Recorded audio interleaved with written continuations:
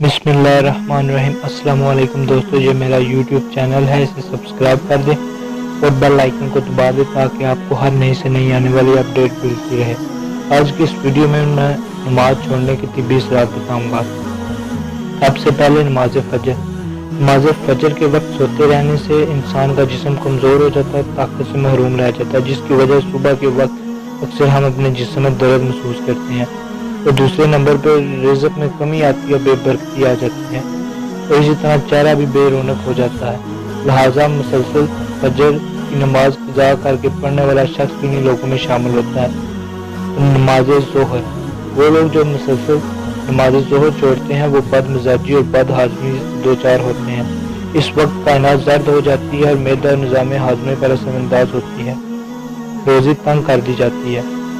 نماز اثر۔ اکثر نمازیں سے چھوڑنے والوں کی تحلیقی صلاحیت کم ہو جاتی ہے اور نماز اثر کے وقت چھوڑنے والوں کا ذہن گند ہو جاتا ہے، اولاد بھی گم ذہن پیدا ہوتی ہے۔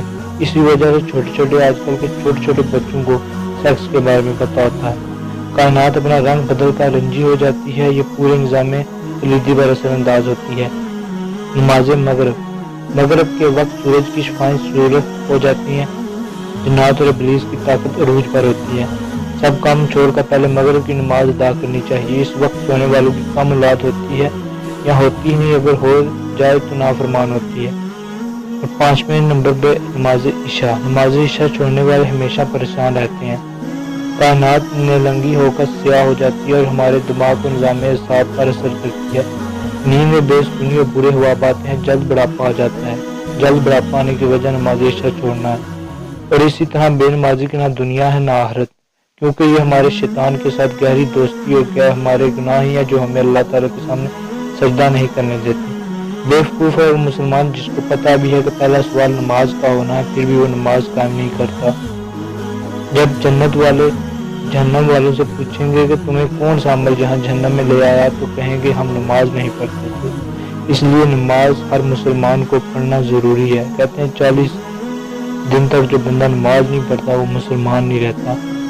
اس وجہ سے سب لوگوں کو نماز پڑھنی چاہیے۔